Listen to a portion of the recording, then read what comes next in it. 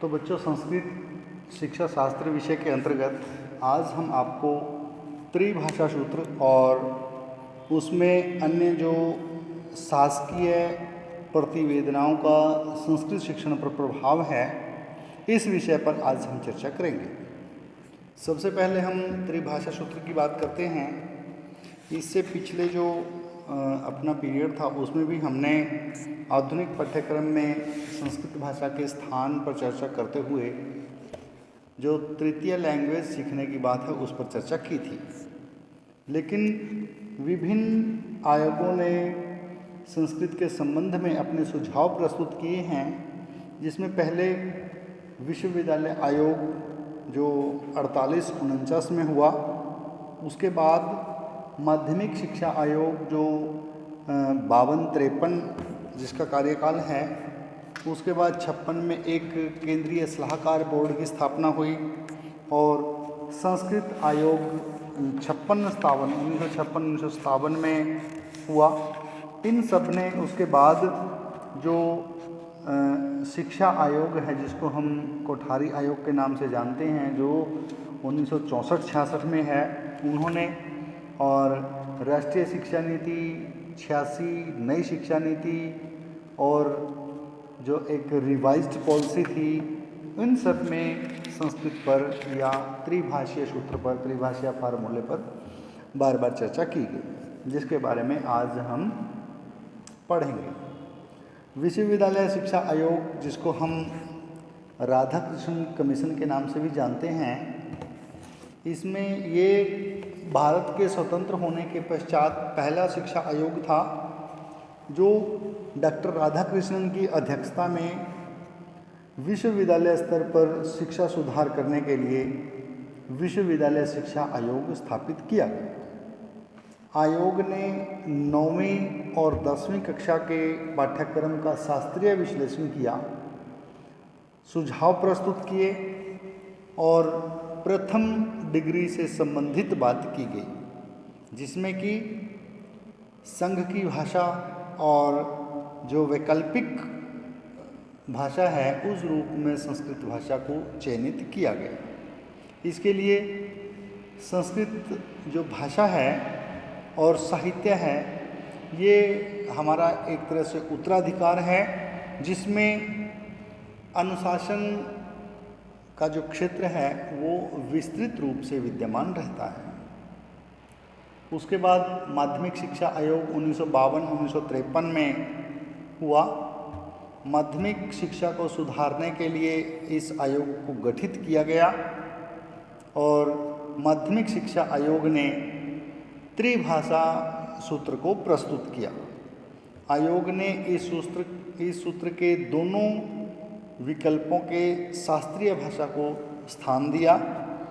इसे मुदालियर आयोग ने मातृभाषा तथा क्षेत्रीय भाषा के पाठ्यक्रम के स्थान पर संस्कृत भाषा को पढ़ने के लिए भी या आधुनिक भारतीय भाषाओं में इसे सम्मिलित किया, परंतु संस्कृत पाठ्यक्रम की स्पष्ट रूप से जो है वो घोषणा नहीं हो पाई कि किस प्रकार से इसका पाठ्यक्रम हो।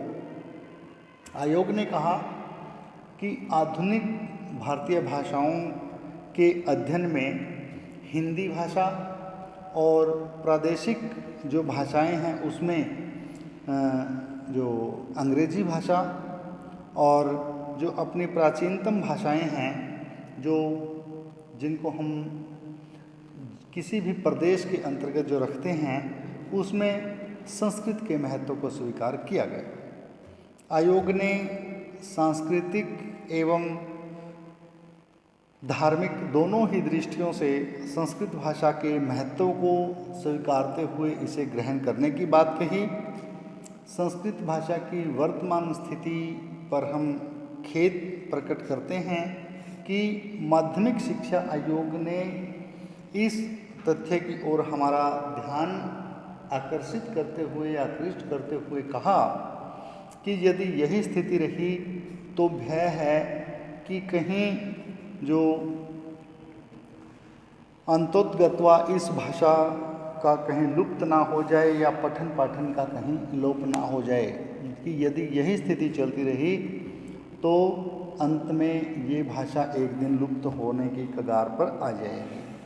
उसके बाद केंद्रीय सलाहकार बोर्ड 1956 में गठित हुआ और जिसे राजभाषा आयोग के नाम से भी जाना जाता है।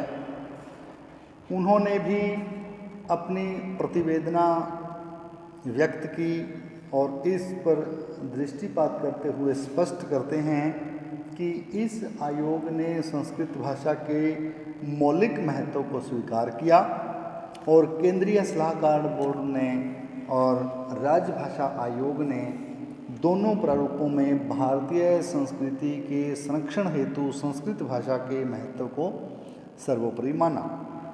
उसके बाद संस्कृत आयोग अथवा सुनीति कुमार चटर्जी आयोग जो 1956-57 में संस्कृत भाषा के उत्थान के लिए आयोजित किया गया, क्योंकि इसकी जो अध्यक्ष थी वो सुनीति कुमार चटर्जी स्वतंत्र भारत में संस्कृत भाषा की स्थिति और विकास की संभावनाओं पर विचार करने के लिए ये आयोग नियुक्त किया गया, जिसे संस्कृत आयोग के नाम से जाना जाता है।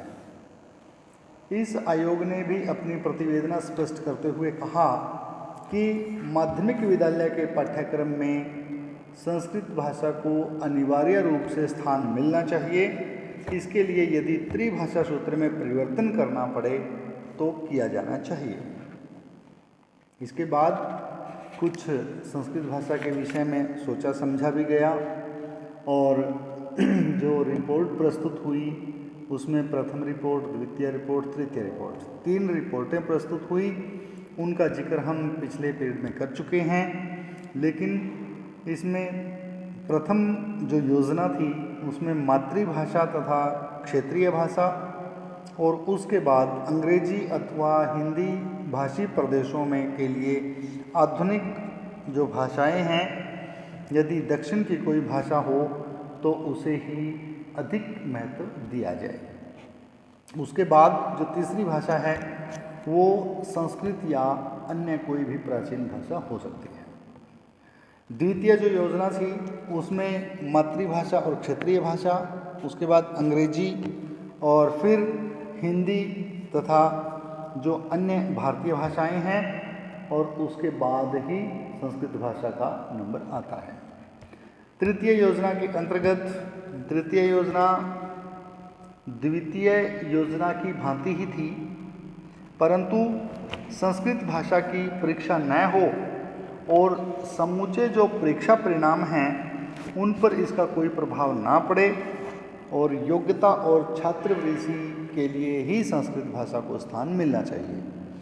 ये संस्कृत आयोग का निर्णय था, लेकिन इस निर्णय से विद्यार्थियों ने अधिक रुचि नहीं दिखाई, क्योंकि जब वो परीक्षा परिणाम में ही उसको सम्मिलित नहीं किया गया तो केवल छात्रवृत्ति लेने के लिए या अपनी योग्यता को और अधिक बढ़ाने के लिए छात्रों को पढ़ना था, वो ऐसा नहीं कर पाए। इसके लिए जो चतुर्थ योजना बनाई गई जिसमें सर्वप्रथम मातृभाषा हो, उसके बाद क्षेत्रीय भाषा हो, मातृभाषा और संस्कृत भाषा का मिश्रित पाठ्यक्रम तैयार करने की बात, उसके बाद संस्कृत और हिंदी तथा अन्य जो भारतीय भाषाएं हैं फिर उनके पाठ्यक्रम को लागू किया जाए। तो बच्चों उसके बाद 1964-66 में कोठारी आयोग या फिर 86 में जो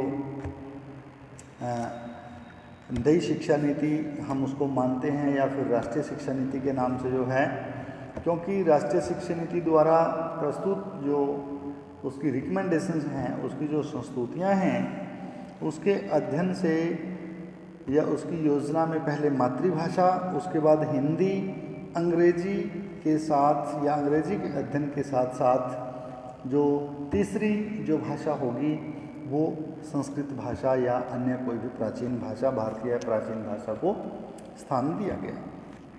नई शिक्षा नीति के अंतर्गत भी जो रिपोर्ट प्रस्तुत की गई, उन्होंने भी त्रिभाषा सूत्र के महत्व को स्वीकारा और विभिन्न प्रकार की भाषाओं का अध्ययन करने के लिए अपनी सिफारिशें प्रस्तुत की। प्रथम, द्वितीय और तृतीय कक्षाओं में केवल मातृभाषा पढ़ाई जाए।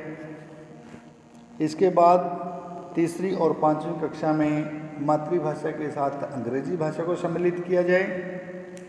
छठी कक्षा से आठवीं कक्षा तक मातृभाषा, अंग्रेजी भाषा और संस्कृत भाषा या अन्य कोई भी श्रेष्ठ भाषा का ज्ञान विद्यार्थी को हो जाना चाहिए। नौवीं तथा 10वीं कक्षा में मातृभाषा, अंग्रेजी और हिंदी भाषा का विद्यार्थी ज्ञान प्राप्त करें। ये था बच्चों कि त्रिभाषीय सूत्र में जो संस्कृत भाषा थी उसकी स्थिति कैसे रही। तो आज के लिए इतना ही। कल हम किसी दूसरे विषय पर चर्चा करेंगे। धन्यवाद।